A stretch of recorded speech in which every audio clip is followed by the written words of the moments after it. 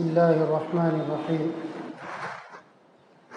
الحمد لله وحده والصلاة والسلام على من لا نبي بعده.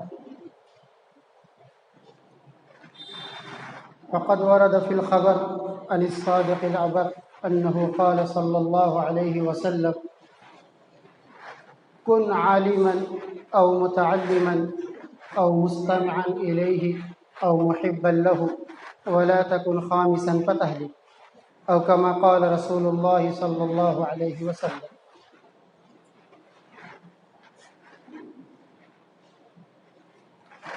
اللہ رب العزت نے جس وقت دنیا، زمین و آسمان اور اس کے اندر کی چیزوں کو بنایا تھا، اس سے کہیں پہلے یہ بات طے ہو چکی تھی کہ جو بھی چیز بنائی جا رہی ہے ایک دن اس کو ختم بھی ہونا ہے. اسی کا نام رکھا ہے قیامت. جب ساری چیزیں ختم ہونی ہیں تو اس کے اندر یعنی دنیا کے اندر کی چیزوں کو بھی یکے بعد دیگرے ختم ہونا ہے. اور حضور اکرم صلی اللہ علیہ وسلم کی جب بعثت ہوئی تو آپ نے خود ہی ارشاد فرما دیا کہ اب میرے بعد قیامت بہت قریب ہے،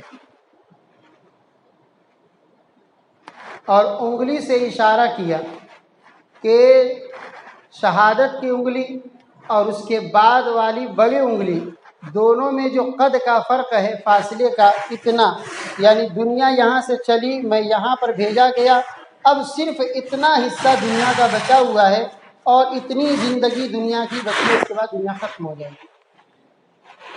اور ساتھ میں یہ بھی فرمایا کہ جب دنیا ختم ہوگی تو اس سے پہلے پہلے جو ایمان والے ہوں گے ان کی عجیب و غریب طریقے سے آزمائش بھی ہوگی. تتابع الفتن کا تتابع السلک، اخیر زمانے کے اندر اس طریقے سے فتنے پے در پے یکے بعد دیگرے آتے جائیں گے جیسے کسی ہار اور تسبیح کے دھاگے کو کاٹ دیا جائے تو موتیاں ایک کے بعد دوسری پے در پے گرتی رہتی ہیں اور فاصلہ نہیں رہتا. اسی طریقے سے یکے بعد دیگرے فتنے کا ظہور ہوگا. آج کل ہم لوگ اس کا مشاہدہ بھی کر رہے ہیں. ایک فتنہ آتا ہے، انسان اس کو سمجھنے کی کوشش کرتا ہے، اس کی باریکیوں کو جاننا چاہتا ہے، اس سے بچنے کی شکلیں ڈھونڈتا ہے، تبھی دوسرا فتنہ ظاہر ہو جاتا ہے جو اس سے کہیں بڑا ہوتا ہے. اس کو کہتے ہیں فتنوں کا دور. یہ فتنوں کا دور ہے، اس کے اندر لگاتار فتنے آتے جا رہے ہیں. ابھی کچھ دن پہلے قادیانیت کا فتنہ بڑے زور و شور سے اٹھا تھا. علامہ کشمیری رحمۃ اللہ علیہ فرماتے ہیں مجھے ایسا خدشہ ہوا اور خوف محسوس ہوا کہ کہیں یہ فتنہ امت محمدیہ کو بالکل برباد نہ کر دے. کہتے ہیں کہ حضرت کشمیری رحمۃ اللہ علیہ کی نیند اڑ گئی اور 6 مہینے تک وہ سوئے نہیں آرام سے، پریشان حال تھے، اور بڑی بڑی محنت کی، بڑا بڑا مقابلہ کیا. اخیر میں عدالت کے اندر جا کر کے انہوں نے بحث و مباحثہ کیا حضور اکرم صلی اللہ علیہ وسلم کے ختم نبوت پر اور قادیانیت کے کفر و الحاد پر. تو واپس آ کے انہوں نے فرمایا کہ فیصلہ اگر میری وفات کے بعد آئے تو فیصلے کو لا کر میری قبر پر پڑھ دینا، میری روح کو بڑی تسکین ہوگی. کیونکہ وہ فتنہ کچھ زمانے تک رہنے کی وجہ سے پرانا ہو گیا، اور علماء کی مسلسل کوشش کی وجہ سے تقریباً سبھی لوگ جان گئے کہ قادیانیت ایک فتنہ ہے جو ہمارے دین و ایمان کا پکا دشمن ہے اور ہماری آخرت کو خراب کرنا چاہتا ہے. فتنوں کو ابھارنے والوں نے اپنے فتنے کو ناکام دیکھا تو ان کو تلاش ہوئی ایک دوسرے ٹائٹل کی. کتاب کا مضمون وہی ہونا چاہیے، ٹائٹل بدل جانا چاہیے اور نعرہ نیا لگنا چاہیے. لہذا انہوں نے کھوج کر کے ایک اور فتنہ نکالا، فتنہ شکیلیت. اس کے بارے میں بھی کافی کوششیں تیز ہو گئی ہیں، لیکن جتنی تیز ہم لوگوں کی کوشش ہے اس سے کم 50-60 گنا زیادہ تیزی کے ساتھ وہ لوگ محنت کر رہے ہیں، اور بہت تیزی کے ساتھ وہ لوگوں کو اپنا شکار بنا رہے ہیں۔ ان کی ساری تدبیریں خفیہ ہیں۔ سب سے اہم بات یہ ہے، وہ لوگ ڈائریکٹ کسی سے اپنے بارے میں گفتگو بھی نہیں کرتے، پہلے وہ دور سے بھانپتے ہیں، اس کے علمی اثاثے کو اور دین کے بارے میں اس کی دلچسپی اور معیار کو اچھی طریقے سے دیکھتے ہیں، اور سب سے اہم اور بنیادی چیز، جس چیز کو وہ بھانپنے کی کوشش کرتے ہیں کہ اس آدمی کا اپنے علماء سے کیسا تعلق ہے اور کیسا نظریہ ہے، سب سے اہم چیز یہی ہوتی ہے۔ اس کے بعد وہ اسے اپنا شکار بناتے ہیں۔ رسول اکرم صلی اللہ علیہ وسلم کی حدیث اور ان کے فرمان کے مطابق فتنے تو آتے رہیں گے، لیکن اہم چیز جس کے بارے میں ہم لوگوں کو غور کرنے کی ضرورت ہے وہ یہ ہے کہ ہماری گمراہی کے اسباب کیا ہیں۔ اگر آدمی اپنی گمراہی کے اسباب کو سمجھ لے تو ان سے بچتا رہے، اور گمراہی کے اسباب سے بچنے کی وجہ سے انشاءاللہ العزیز وہ کسی بھی فتنے کا شکار نہیں ہوگا۔ ویسے تو گمراہی کے اسباب کے اندر علماء نے بہت ساری چیزیں لکھی ہیں، لیکن اس مختصر وقت کے اندر میں بہت لمبی بات نہیں کرنا چاہتا، سمیٹنی ہے بات کو، اور سارے نقطے کے اوپر روشنی نہیں ڈالی جا سکتی۔ جو 2-3 اہم اسباب ہیں ان کو میں مختصر انداز میں آپ لوگوں کے سامنے بیان کرنا چاہتا ہوں، اس کو آپ لوگ اپنے ذہن کے اندر رکھیے۔ نمبر 1 پر جس چیز کا تذکرہ کیا جاتا ہے وہ ہے ظن۔ ظن کا مطلب بدگمانی۔ سب سے اہم چیز جو مانی جاتی ہے وہ ہے بدگمانی، اور بدگمانی کی بنیاد پر انسان ہمیشہ گمراہ ہوا ہے۔ آپ میری اس بات کو اپنے دل و دماغ میں نوٹ کر لیجئے، اور اس کے بعد فرقہ باطلہ گمراہ لوگوں کا جو تذکرہ کتابوں میں لکھا ہوا ہے اس کا مطالعہ کیجئے، پھر بتائیے مجھ کو کہ یہ بات کتنی حد تک درست ہے۔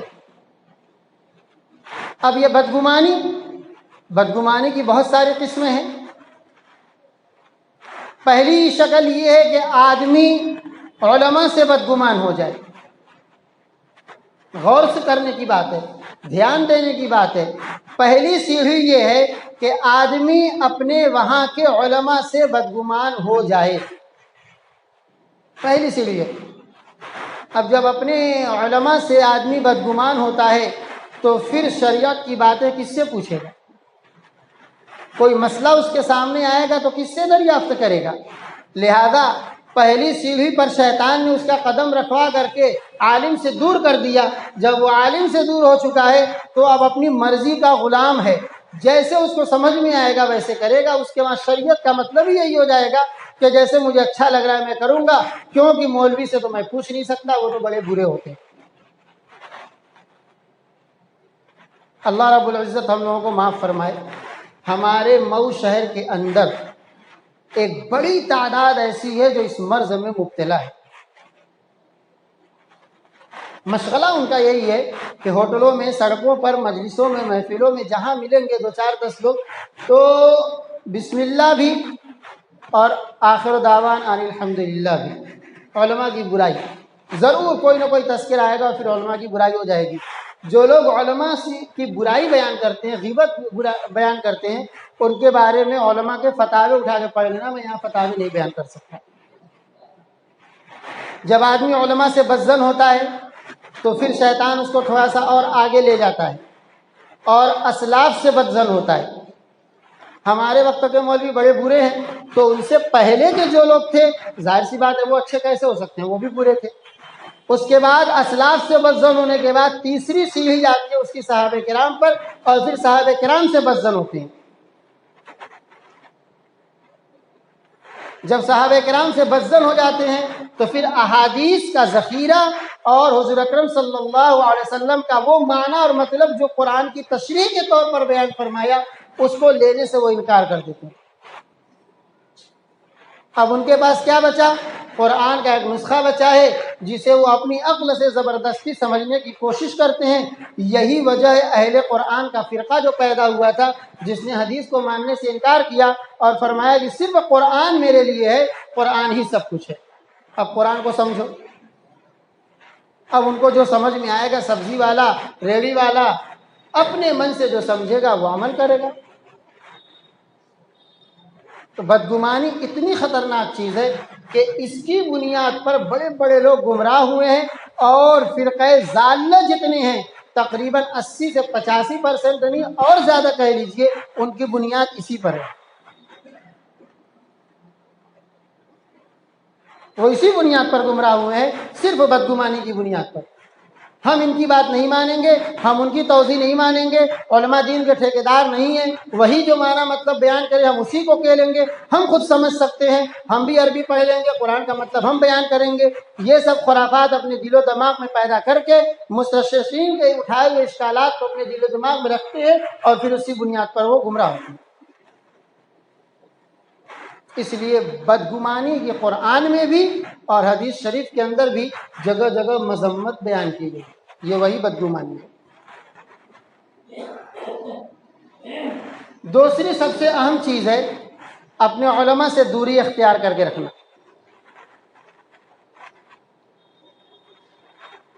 علماء سے دوری، آپ لوگ اس بات کو اچھی طریقے سے یاد کر کے رکھ لیجئے، ایک شخص چاہے جتنا بڑا بھی متقی اور پرہیزگار اور اپنے وقت کا عابد ہو، عبادت میں اس کی مثال دی جاتی ہو، لیکن وہ بھی اگر اپنے وہاں کے علماء سے دوری بنا کے رکھے گا تو اس کے بھی اعمال کا کوئی اعتبار نہیں ہوگا، اور وہ بالکل شیطان کے نشانے پر ہوگا، نہ جانے کب کہاں کس کھائی میں گرے گا اس کا کوئی بھروسہ نہیں۔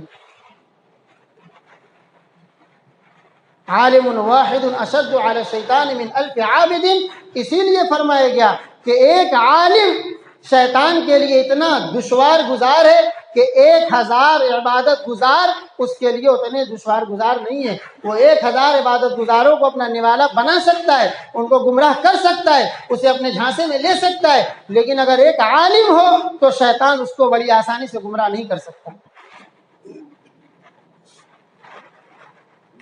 اس لیے ضروری ہے کہ ہر انسان، ہر مسلمان کلمہ گو اپنے علاقے کے عالم سے ملے اور ان سے رابطے کو مضبوط رکھے۔ مسئلہ پوچھنا ہو تو بھی اور نہ پوچھنا ہو تو بھی ہر ہفتے 1 سے 2 مرتبہ ملاقات کو ضروری سمجھے۔ میں نے جو حدیث شریف پڑھی تھی اس کے اندر یہی بات فرمائی گئی۔ حضور اکرم صلی اللہ علیہ وسلم نے فرمایا کن عالما او متعلما، یا تو عالم بن جاؤ یا طالب علم بن جاؤ۔ اگر طالب علم نہیں بن سکتے تو کم سے کم مستمعا لہو، ان کی مجلس میں جانے والے بن جاؤ، جا کر کے ان کی مجلس میں بیٹھو اور وقت نکال کر کے کچھ ان کی باتوں کو سنو اور نصیحت حاصل کرو۔ اگر کام میں بہت مشغول ہو، ہر ہفتے ان کے پاس نہیں جا سکتے، ان سے مل نہیں سکتے، محبا لہو، تو کم سے کم اتنا کرو کہ ان سے محبت کرنے والے بنو، ان کا احترام کرنے والے بنو، ان کی عزت کرنے والے بنو، ان کی قدر کرنے والے بنو۔ ولا تکن خامسا، اور خبردار 5ویں گروہ میں مت جانا، فتہلک، ورنہ تو ہلاکت تم کو پکڑ لے گی۔ اگر 5ویں قسم میں گئے فتہلک، تو ہلاکت تمہارے لیے تیار ہے، پھر تم ہلاکت کے نشانہ بنو گے اور گمراہیاں تمہیں کہاں کہاں اٹھا کے پھینکیں گی، تم خود تصور نہیں کر سکتے۔ تمہاری دنیا بھی برباد ہوگی اور تمہاری آخرت بھی برباد ہوگی۔ اور علماء کے پاس جاؤ تو انہیں انسان سمجھ کے جانا، فرشتہ مت سمجھو۔ آپ سے 1 غلطی ہو جائے تو معاف، 1000 غلطی ہو جائے تو معاف۔ خدا نے خاص اگر کوئی عالم سے کوئی غلطی ہو گئی تو اس کو اچھالنے کی کوشش کرتے ہیں، کیوں بھائی؟ وہ انسان نہیں ہے؟ وہ بھی تو تمہارے جیسے ایک انسان ہے، ان کی غلطی معاف کیوں نہیں ہے؟ ان کو درگزر کیوں نہیں کرتے؟